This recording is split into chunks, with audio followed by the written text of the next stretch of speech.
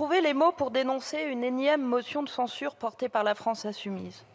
Trouver les mots qui ne s'évanouiront pas dans l'antre feutré de notre Assemblée réunie un samedi après-midi. Trouver les mots justes pour dénoncer un discours toujours plus démagogique alors que l'actualité internationale est bouleversante. Trouver ces mots relève pour moi d'un challenge qui peut paraître dérisoire. Mais peut-on laisser la place à la seule caricature que vous faites de ce budget ? C'est donc avec toute l'humilité nécessaire que l'actualité déchirante du monde nous impose, avec la conscience des réalités de notre système de soins et d'accompagnement, que notre groupe défend ce budget de la Sécurité sociale 2024. D'abord, en reprenant certains des mots de votre motion, à propos desquels je me suis dit « mais finalement, nous sommes d'accord avec eux ». Oui, nous aussi souhaitons une politique raisonnable et responsable qui voudrait que les dépenses soient établies en fonction des besoins. C'est d'ailleurs ce que nous faisons, avec un budget qui, en 5 ans, augmente 5 fois plus que ce qu'avait fait la gauche entre 2012 et 2017. Comme vous, nous pensons que le budget de la sécurité sociale est la plus importante des dépenses publiques de notre pays. Oui, c'est vrai, vous avez raison. Le budget de la sécurité sociale, c'est 643 milliards d'euros, soit un tiers de notre richesse nationale. Nous sommes le pays qui a la protection sociale la plus importante, avec le reste à charge pour nos concitoyens le plus bas, 9% contre 16% en moyenne des pays européens.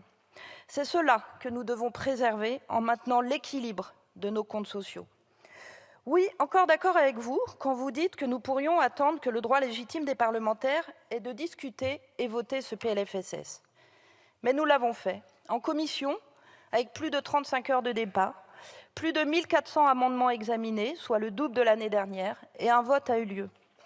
Je regrette, bien sûr, d'être la première rapporteure d'un PLFSS rejeté en commission, malgré les multiples amendements adoptés en provenance des différents groupes. Je voudrais revenir sur ce vote en commission qui a pour moi plusieurs significations. La première est que malgré un débat constructif, un texte enrichi par notre commission, vous confirmez que vous êtes bien dans une opposition systématique en rejetant le budget du gouvernement. La deuxième signification est que nous sommes face à une crise démographique qui nous interroge, qui nous inquiète. Comment allons-nous préserver l'accès aux soins de nos concitoyens dans une période de démographie médicale trop basse, partout sur le territoire ? Cet enjeu essentiel doit nous conduire à poursuivre les transformations structurelles. Comment faire face à la crise du vieillissement de la population, dont nous savons les enjeux, et qui doit nous engager à poursuivre sur le financement et l'organisation de la politique du grand âge, et qui, pour ce faire, nous appelle également à jeter un autre regard sur le vieillissement. Nous devons faire face avec lucidité et courage à ces crises en disant la vérité aux Français, en travaillant, en avançant. Et ce n'est pas ce que vous faites. Avec cette motion de censure, vous mettez un voile sur les yeux des Français, comme s'ils étaient incapables de voir la réalité. Vous faites finalement la preuve qu'aucune discussion, aussi utile et constructive soit-elle, ne tarira jamais votre soif d'opposition. Considérez que le projet de loi de financement de la sécurité sociale pour 2024 permettra, comme par magie, d'avoir plus de médecins, des professionnels rémunérés comme ils le souhaitent et qui seraient nécessaires parfois, des acteurs rassurés sur l'avenir de notre système de santé, c'est bien mentir aux Français. Les dépenses de la sécurité sociale n'ont jamais été aussi élevées, que ce soit pour la prévention, pour l'assurance maladie, avec une augmentation de 8 milliards de plus pour 2024, soit un budget de 255 milliards. C'est aussi vrai pour la branche autonomie que nous avons créée, qui aura 1,3 milliard d'euros supplémentaires, ou encore pour la branche famille, qui aura en 2023 2,7 milliards de plus. Et vous nous dites malgré tout, je reprends vos mots, que ce budget est un budget de renoncement et d'austérité. Là encore, vous ne dites pas la vérité. Est-ce de l'austérité quand le budget de l'assurance maladie augmente de 3,2%, c'est-à-dire au-dessus de l'inflation prévue pour 2024 ? Est-ce de l'austérité quand de nouvelles dépenses pour de nouveaux droits sont proposées, comme l'accès facilité à la complémentaire santé solidaire ou encore l'accès aux protections menstruelles, par exemple ? Est-ce du renoncement quand de nouvelles mesures de prévention sont mises en place, comme la vaccination contre le papillomavirus, les préservatifs gratuits pour les moins de 26 ans, ou encore cette mesure que nous avons portée avec la majorité, qui me tient particulièrement à cœur, qui est le dépistage systématique du cytomégalovirus chez les femmes enceintes ? Est-ce enfin du renoncement encore quand des mesures concrètes de lutte contre la pénurie de médicaments sont proposées ? Les exemples de mesures importantes de ce texte ne manquent pas, mais je vois que cela ne vous convainc pas.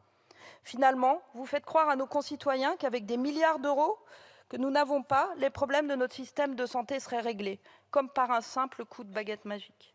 Mais les Français ne sont pas dupes et je crois qu'ils nous demandent de gérer en responsabilité, de maintenir des comptes de la sécurité sociale en équilibre, parce qu'ils savent que c'est la seule manière d'avoir un système de protection pérenne. Le contre-budget de la sécurité sociale qu'on devine au travers de vos amendements produit un crash à court terme. Des milliards de dépenses en plus avec des recettes illusoires. Mais peu vous importe, vous êtes dans l'opposition. Voter cette motion, c'est cautionner une autre politique que celle que nous portons, avec courage, ambition et détermination. Courage de vouloir maintenir des comptes à l'équilibre, ambition pour toujours plus de protection, détermination face aux défis à venir. Oui, nous avons encore du travail. Oui, nous devons poursuivre la transformation nécessaire face à la transition démographique. Oui, nous devons travailler avec tous ceux qui le voudront, notamment pour préparer bien en amont le prochain PLFSS. En espérant d'ailleurs que vous serez au rendez-vous, car c'est ce que nous demandent nos concitoyens. Davantage, je crois, qu'une 3000e motion de censure qui, au fond, ne montre que l'apparence d'une opposition. Vous l'aurez compris, notre groupe refuse cette motion et renouvelle un soutien plein et entier à notre gouvernement. Je vous remercie. La parole est maintenant à Monsieur